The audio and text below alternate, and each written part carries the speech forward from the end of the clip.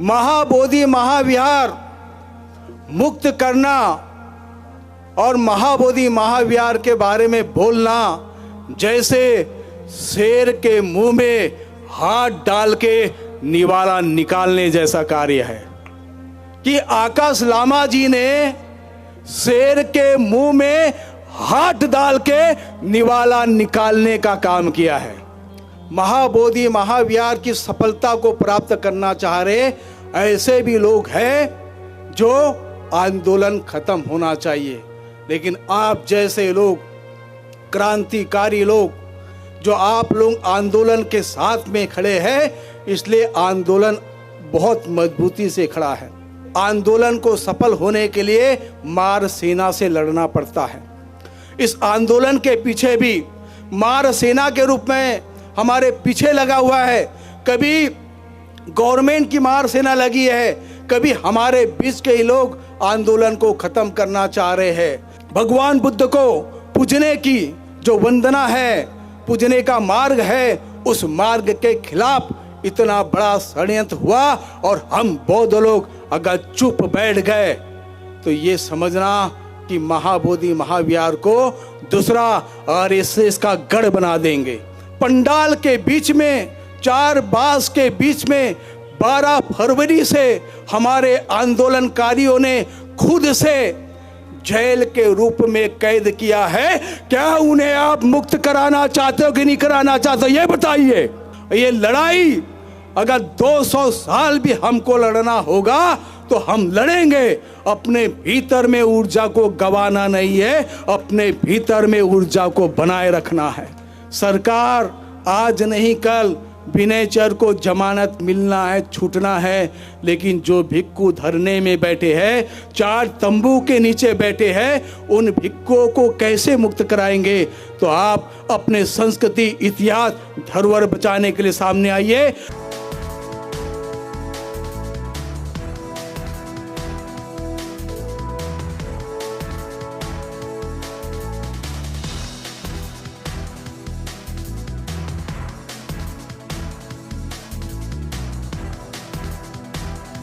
मंचस्थ पूज्य भिक्खु संघ को नमन करता हूँ और आज के कार्यक्रम में उपस्थित ऑल इंडिया बुद्धिस्ट फोरम के महासचिव आकाश लामा जी, तमाम उपासक उपासिकाओं के प्रति मंगल मैत्री करता हूँ। सबसे पहले ये मुझे बताइए कि यहाँ जितने लोग बैठे हैं सभी चाहते हैं कि नहीं चाहते कि महाबोधि महाविहार मुक्त होना चाहिए कि नहीं होना चाहिए? होना चाहिए। यहाँ ऐसा कोई है कि जो महाबोधि महाविहार को मुक्त नहीं करना चाहता है? ऐसा कोई नहीं होगा। लेकिन महाबोधि महाविहार मुक्त करना और महाबोधि महाविहार के बारे में बोलना जैसे शेर के मुंह में हाथ डाल के निवाला निकालने जैसा कार्य है। अनागरिक धम्मपाल जी के समय की बात या उसके बाद की बात हम देखते हैं कि अनागरिक धम्मपाल जी के भी ऊपर आक्रमण हुआ था। उसके बाद भी आक्रमण हुआ। हमारे बीच में माननीय आकाश लामा जी है। मैं तो ये समझता हूं कि आकाश लामा जी ने शेर के मुंह में हाथ डाल के निवाला निकालने का काम किया है।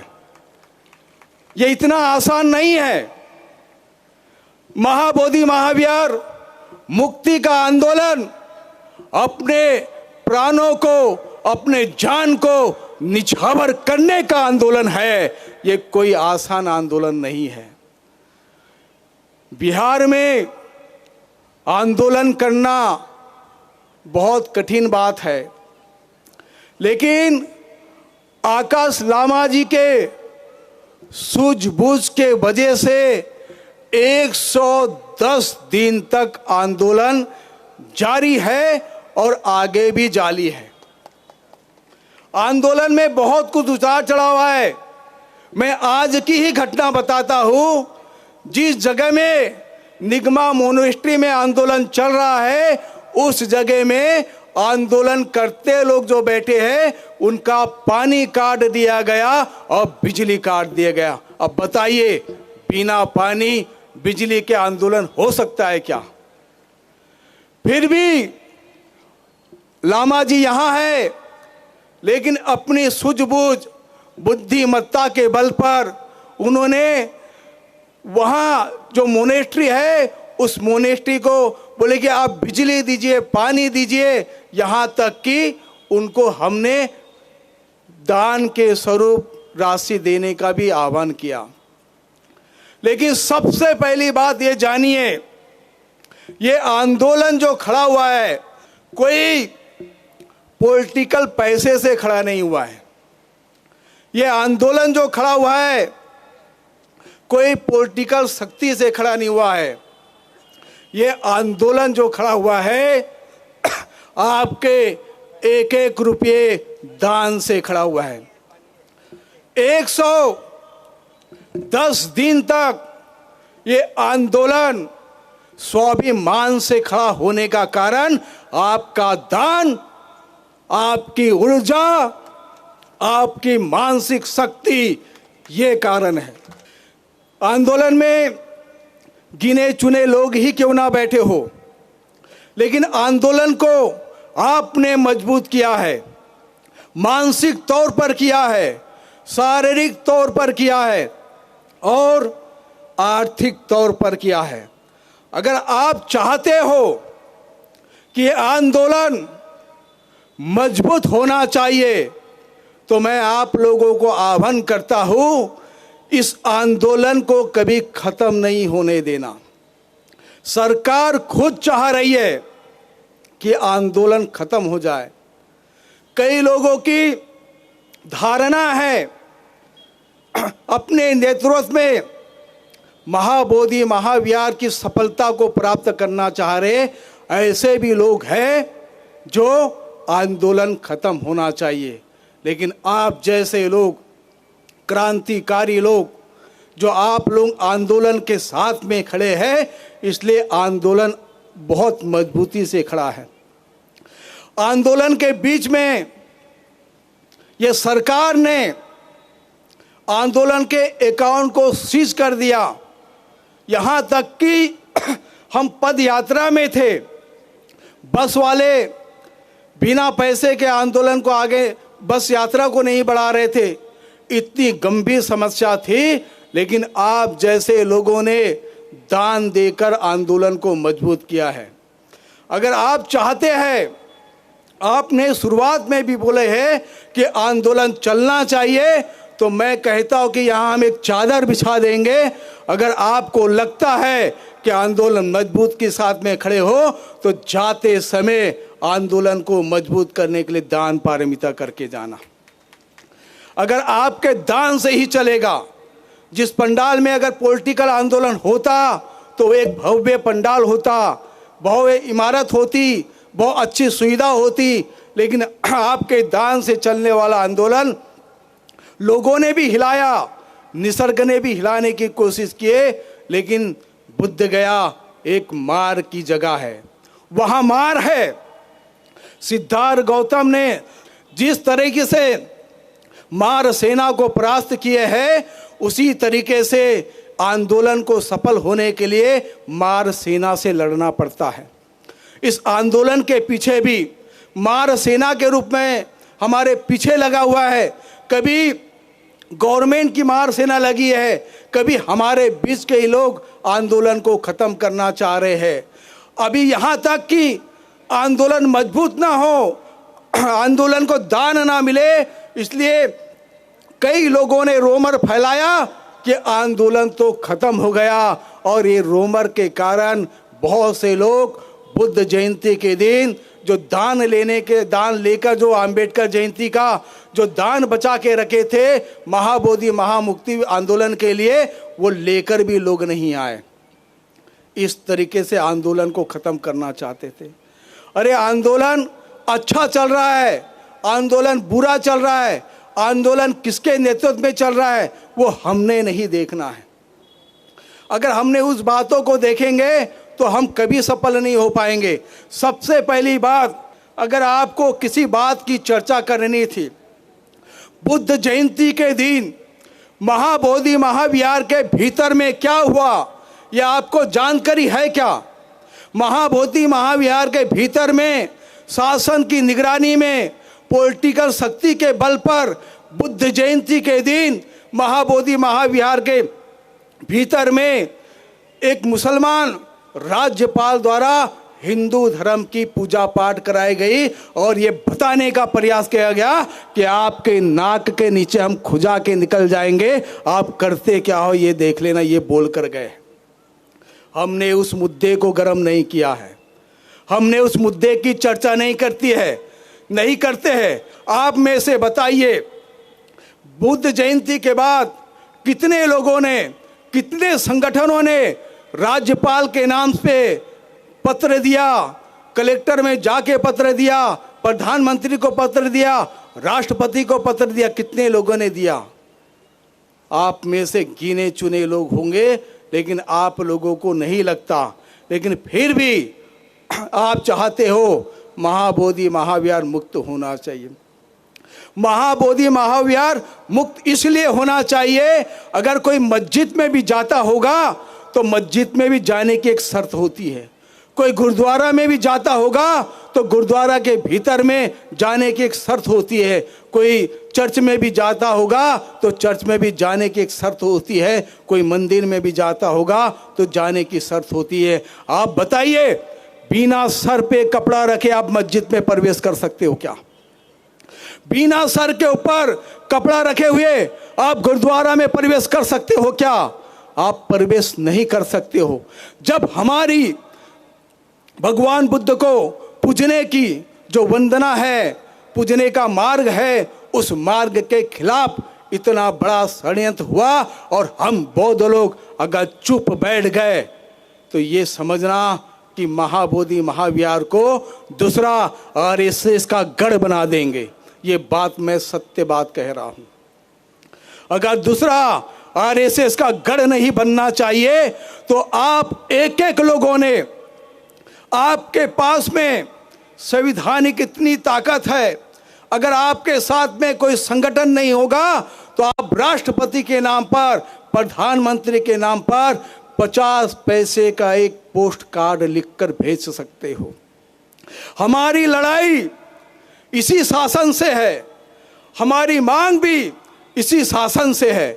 हम शासन के खिलाफ खड़े हैं और अपनी मांग भी शासन से मनवाना चाहते हैं। हमारा आत्मविश्वास है महाबोधि महाविहार मुक्त होगा।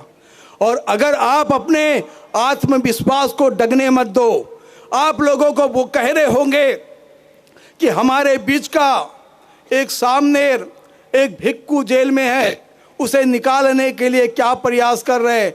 लेकिन आपने कभी ये सोचा, 4 पंडाल के बीच में, 4 बास के बीच में 12 फरवरी से हमारे आंदोलनकारियों ने खुद से जेल के रूप में कैद किया है। क्या उन्हें आप मुक्त कराना चाहते हो कि नहीं कराना चाहते हो? ये बताइए, कराना चाहते हो कि नहीं चाहते हो? वो स्वयं अपने आप को 4 बास के बीच में 3 महीने से अपने आप को कैद रखे हैं। उन्हें कोई कैद नहीं किया है, कोई उन्हें जेल में नहीं डाले। उसका प्रमाण हमारे बीच में धम्मरक्कित भंते जी, आकाश लामा जी है। वो घर जाना चाहते हैं, कैद है, 4 बास के नीचे, पंडाल के नीचे कैद है। अगर हमारी मानवता है तो हमने आंदोलन को मजबूत करके बीटी एक्ट 1949 को रद्द करने के लिए जो बुद्ध जयंती से पहले हमारी जो ऊर्जा थी, उसी ऊर्जा को सकारात्मक तौर पर बढ़ा के रखना है। हमने महाबोधि महाविहार मुक्ति के लिए बीटी एक्ट 1949 रद्द होने के लिए अपनी जबानों में, अपने मन में, अपने शारीरिक तौर पर ये आंदोलन को जिंदा रखने की ज़रूरत है। अगर ये आंदोलन जिंदा रखेंगे तो आप आने वाले पीढ़ी को कुछ दे सकते हो।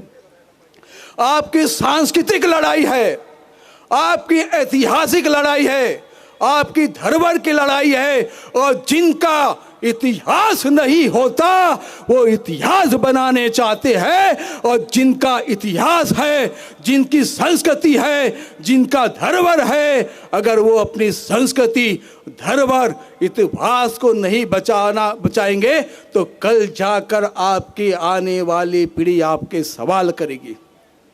और जिनकी संस्कृति नहीं है, जिनका इतिहास नहीं है, वो तो अपने इतिहास के लिए 200 साल उन्होंने लड़ाई लड़ा।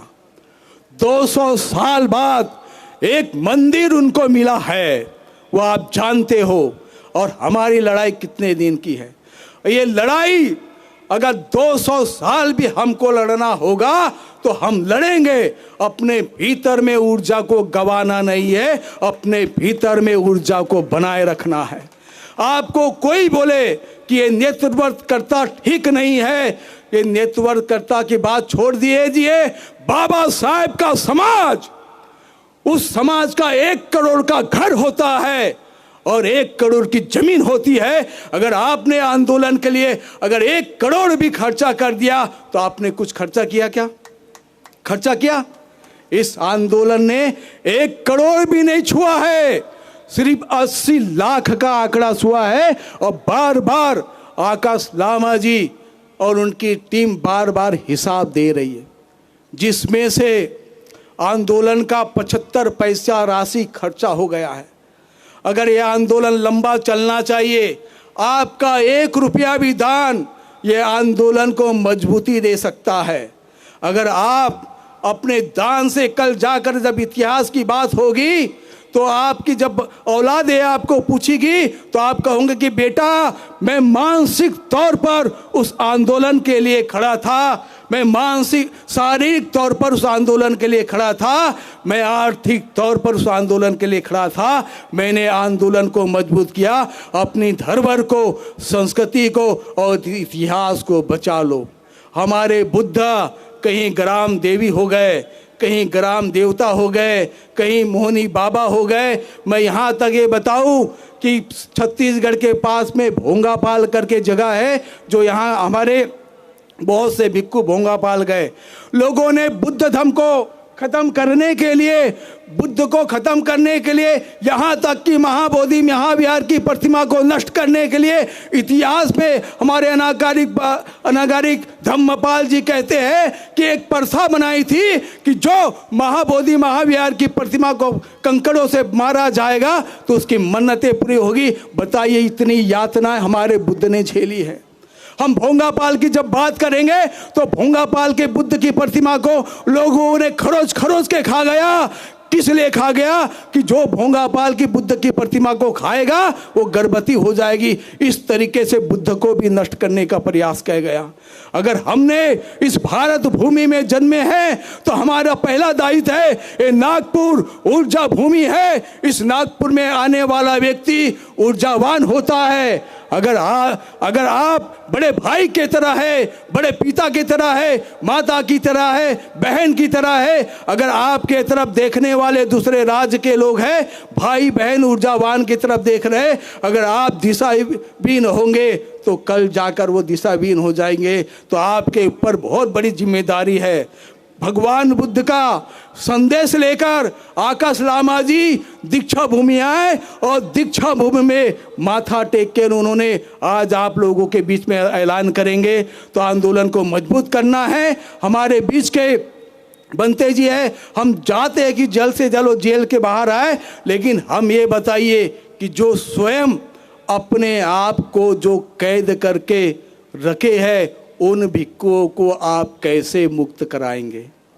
सरकार आज नहीं कल विनयचर को जमानत मिलना है, छूटना है, लेकिन जो भिक्खु धरने में बैठे हैं, 4 तंबू के नीचे बैठे हैं, उन भिक्खुओं को कैसे मुक्त कराएंगे? तो आप अपने संस्कृति, इतिहास, धरोहर बचाने के लिए सामने आइए। किसी भी प्रकार से कोई भी बातें होती उस बातों को भूल जाइए, उन बातों पे नहीं जाना है। सोशल मीडिया ही हमारी अच्छी मीडिया है, लेकिन वही मीडिया कहीं न कहीं कुछ लोग जो है हमारे आंदोलन को भी महत्वाकांक्षा के तौर पर खराब करना चाहते हैं। जिन्होंने ईमानदारी के साथ में आंदोलन के साथ में खड़े हैं, सोशल मीडिया को मैं साधुवाद देता हूँ, धन्यवाद देता हूँ। आज हमारे पूज्य डॉक्टर चंद्रकीर्ति भंते जी की अध्यक्षता में इतनी अच्छी सभा चल रही है। हमारे तमाम चंद्रबोड़ी पाटिल जी है, सुनील सालीपुत्र जी है, प्रकाश दासनी, सभी लोग तमाम जो कार्यकर्ता लोग हैं, इनके नेतृत्व में जो इतना अच्छा आंदोलन का आज नागपुर का जो कार्यक्रम है ये पूरे देश में आगाज घूमेंगे। पूरा देश घूमने का हमने काम किया है। इसी के साथ मैं अपने वाणी को विराम देता हूं। नमो बुद्धाय।